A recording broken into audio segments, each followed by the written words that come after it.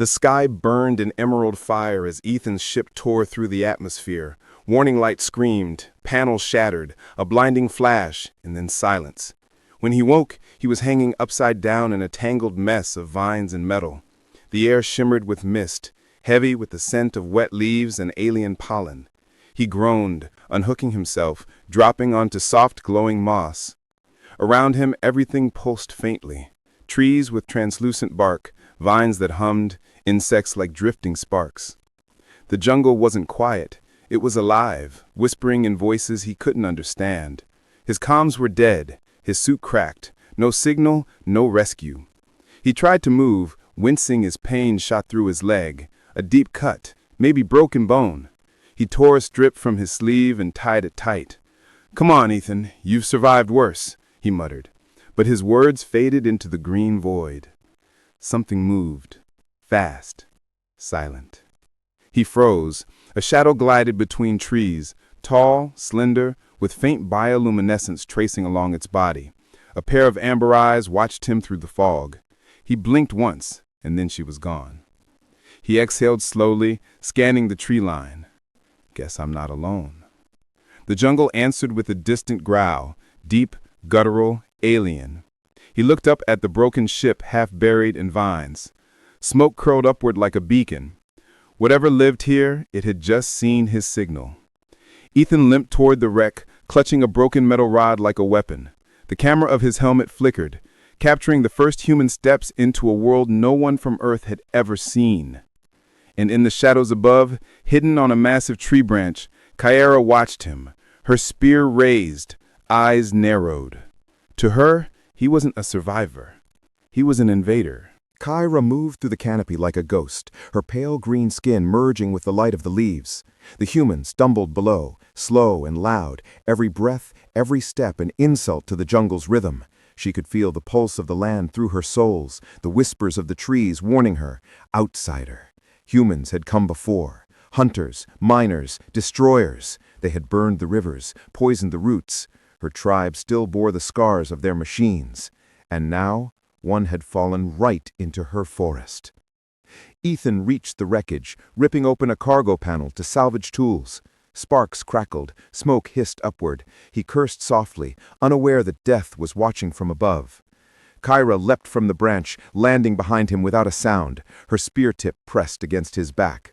"Don't move, outsider," she hissed, her voice low, melodic, dangerous.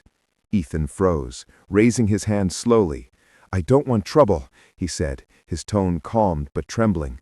"My ship crashed. I just need—" "Silence!" Kaera snapped, the spear dug deeper. "Your kind takes, always takes." He turned his head slightly, enough to glimpse her. Long, white blonde hair braided with glowing vines, eyes sharp as blades. "I'm not with them," he said quietly. "I'm alone." She circled him, studying every movement, every breath. Humans lie. "Sometimes," he admitted, "but not this time." For a long moment, there was only the hum of insects and the distant cry of something massive in the mist. Kaera's spear wavered, just slightly, enough for Ethan to notice. Then the jungle roared. A tree split open behind them as a monstrous creature burst through. 6 legs, plated skin, a mouth full of glassy teeth. Ethan didn't think. He lunged, shoving Kaera aside just as the beast's claws sliced through the air. They rolled across the moss, his arm wrapping around her instinctively. Kaera's eyes widened. For the first time in years, someone had saved her. A human. The creature thundered through the clearing, its roar shaking the canopy. Leaves and ash rained down. Kaera sprang to her feet, spear ready, while Ethan stumbled beside her, gripping a jagged metal shard. The beast was like a nightmare carved from stone, armored scales glinting beneath the green light, breath steaming in thick clouds. It charged again, the ground trembling beneath its steps. "Move!" Kaera shouted, shoving Ethan toward the wreckage. He ducked behind a fallen engine panel as the beast slammed into a tree, snapping its trunk like a twig. Kaera leapt high, landing on the monster's back, driving her spear into its neck. The weapon sparked against its scales. The creature bellowed, thrashing wildly. Kaera lost her footing, thrown into the dirt. Ethan ran forward, grabbing a cracked oxygen tank from the wreck. He twisted the valve open and hurled it beneath the beast's jaw, then snapped a flare and tossed it. A blinding flash. The explosion lit the jungle in orange fire. When the smoke cleared, the creature lay still, its body half buried in flame and ash. Kaera coughed, dragging herself up. Ethan limped toward her, face streaked with soot. "You're insane," she hissed. He grinned weakly. "You're welcome." Kaera studied him, this fragile, reckless man who should have died twice already but hadn't. His heartbeat was loud, unguarded, full of life. Something in her chest shifted, an unfamiliar warmth she couldn't name. "You saved me," she said slowly, as if tasting the words for the first time. Ethan shrugged. "Seemed like a fair trade." "What trade?" "You didn't kill me." For the first time, Kaera's lips twitched, almost a smile.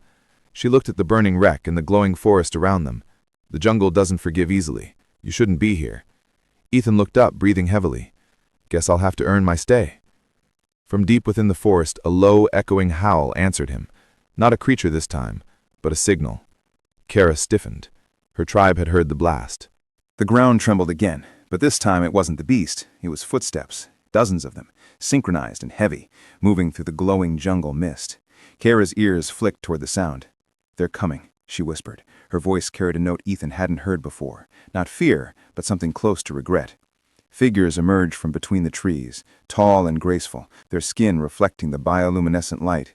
Each carried a spear tipped with molten glass, eyes burning with blue fire, the Kaera's tribe. Their leader, the towering alien with ivory markings across his chest, stepped forward. His gaze locked on Ethan, the only human for miles, bloodied and covered in ash. Kaera stood between them. "He saved me," she said firmly. The leader's jaw flexed. "You bring a fire breather into sacred ground, Kaera, a destroyer from the sky." Ethan raised his hand slowly. "I didn't mean to—" "Silence." The leader's voice was low, vibrating through the air. "Your kind burns everything you touch." Kaera's chest glowed faintly, the tribal sign of defiance. "He fought the beast, alone, without fear." Murmurs rippled through the warriors. Some exchanged doubtful glances, others lowered their weapons slightly. The leader steadied Ethan for a long moment, then stepped closer until his shadow fell over him. "You breathe like prey, but you act like hunter." Ethan held his gaze. "I just act like someone who wants to live." For a brief second, the leader's eyes softened, then hardened again. "He will come with us. The elders will decide." Two warriors seized Ethan by the arms. Kaera moved to protest, but the leader's look stopped her cold. "Do not speak, Kaera. You've done enough." The jungle fell silent again as the tribe began to move. Kaera followed behind, her mind torn. She had brought death into her people's heart. Or maybe, she thought, she had brought something far more dangerous. Hope. Scene fades as they walk deeper into the glowing jungle, the firelight behind them dying into darkness. The jungle opened into a vast clearing, where the bioluminescent trees bent inward, forming a natural cathedral of light. At its center stood a stone platform carved with alien runes that pulsed like a heartbeat. Ethan was pushed forward, his boots sinking into the mossy floor. Around him, dozens of Kaera gathered in a circle. Their glowing eyes reflected judgment, curiosity, and something darker, fear of the unknown. Kaera stood a few paces behind him, head bowed. She wasn't allowed to speak here. The elder appeared, taller, thinner, his body etched with thousands of tiny scars that shimmered with silver light. His voice was a whisper carried on the wind. "You stand before the heart of our world, human. The jungle watches. It remembers." Ethan swallowed hard. "I didn't come here to hurt anyone." The elder's gaze drifted toward Kaera. "So says the fire-bringer, yet her scent of grief is fresh. You fought the beast?" Ethan nodded. "Yes, I killed it." Gasps spread through the circle. One warrior spat on the ground, another stepped back in awe. The elder raised his hand, and silence returned. "The beast was our trial, not yours. You interfered with what was sacred." Ethan took a breath, trembling but unbroken. "Then your trial would have killed her." The elder studied him long and quiet. Then he turned to Kaera. "Is his word truth?" Kaera's chest flickered with soft blue light, the Kaera sign for honesty. "It is." The elder exhaled, a sound that seemed half sorrow, half respect. Then perhaps the jungle has chosen differently this cycle. Murmurs again, confusion in every glowing eye. He stepped closer to Ethan, touching his forehead with two long fingers. The touch burned cold, like ice and fire together. You have spilled blood for one of ours.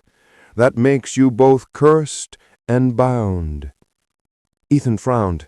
Bound to what? To the jungle, the elder replied, and to her. The crowd stirred. Kaera's eyes widened, a mix of shock and dread. Binding meant fate shared. If one dies, so does the other. The elder continued, his voice rising, He shall walk among us as Kaera's shadow, until the jungle itself decides his worth. If he brings fire, both shall burn. If he brings light, the elder looked toward the glowing canopy, both may rise. The Kaereth began to chant, their voices low and rhythmic, vibrating through the air like thunder beneath the ground. Ethan stood still, heart pounding. Kaera's gaze locked with his. Neither spoke, but both understood what had just happened. They were no longer strangers. They were bound by survival, by destiny. Scene ends as the glowing runes beneath Ethan's feet flare to life, and the jungle itself seems to take its first deep breath. The jungle slept, but never in silence. Beneath its endless canopy, the air shimmered with the sounds of breathing leaves and whispering roots. The Kaereth settlement pulsed faintly in the dark. Glowing huts groaned from living bark, their walls expanding and contracting like lungs. Ethan sat outside his shelter, a fire flickering low at his feet. The flames made the alien forest glow in hues of gold and emerald. Every shadow moved like it was alive. Every sound made him turn. Kaera approached quietly. Her steps were light, more like the rustle of fabric than the tread of feet. She stopped a few paces away.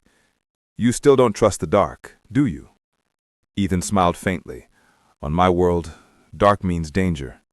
She tilted her head, her glowing eyes reflecting the firelight. Here, it means life. The jungle breathes in the dark. You listen, it listens back. He stared into the flames. That's the problem. I don't understand how to listen here. Kaera crouched beside him, watching the fire with him. You will. The binding will teach you. It already has. Ethan frowned. That ritual today, that wasn't symbolic, was it? Kaera shook her head slowly. No. When they bound you to me, the jungle marked you. It knows your scent now, your heartbeat.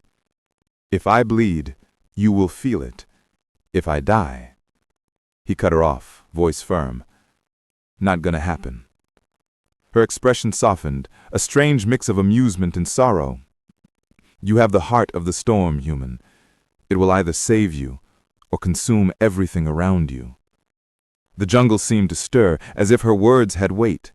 Somewhere in the distance a deep rumble echoed, not thunder, but movement, something vast and awake. Kaera's glow dimmed. It hears us. Ethan stood slowly, scanning the black horizon. What does? She looked toward the trees. The jungle's heart. The same thing that killed my brother. The fire flickered once, then went out, leaving only the glow of Kaera's eyes and the hum of a living world watching them.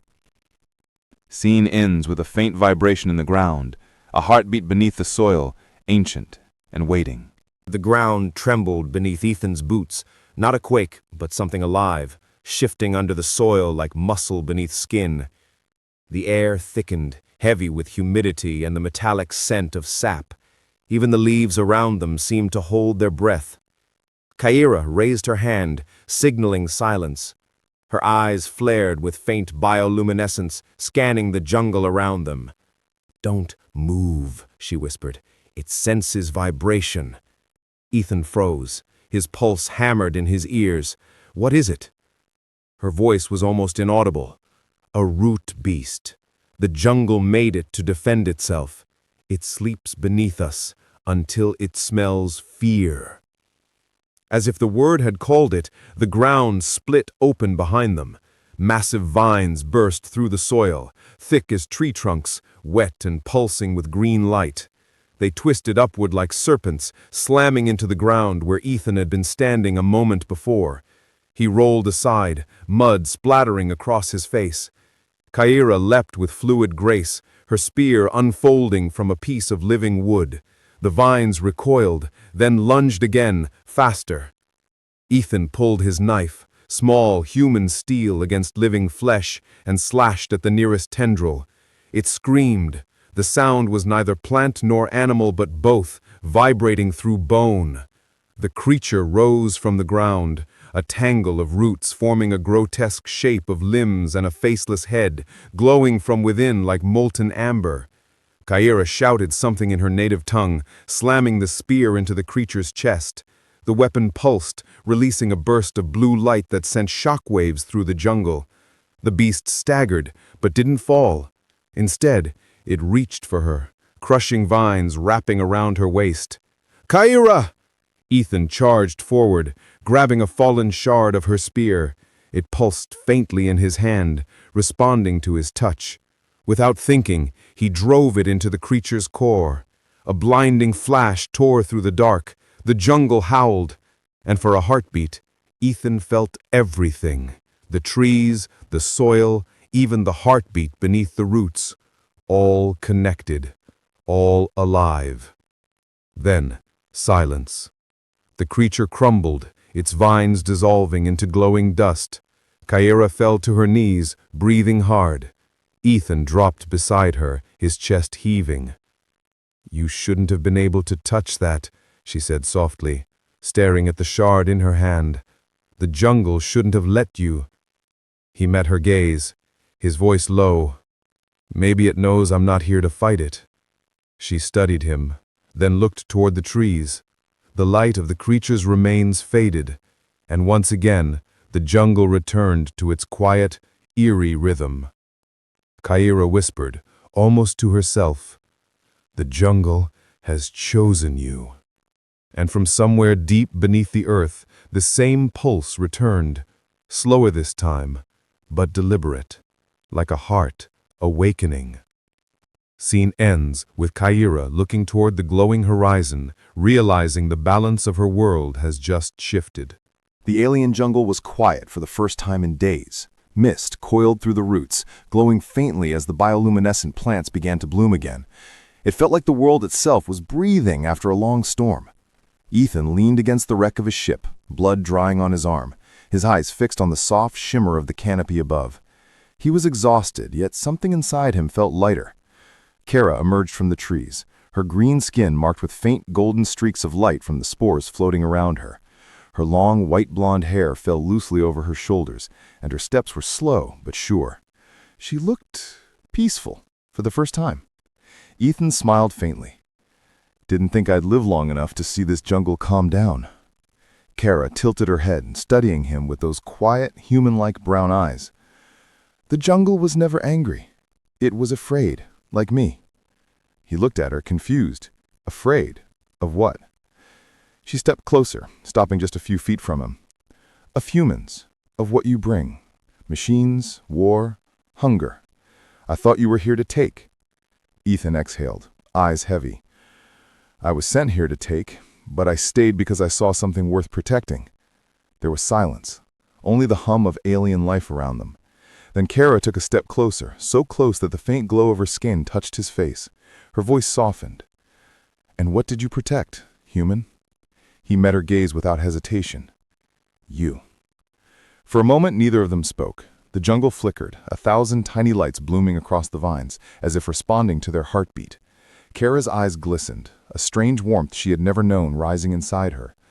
"I spent my life fearing humans, but you made me see what we could be." Ethan chuckled softly, his voice low. "Guess we both learned something, huh?"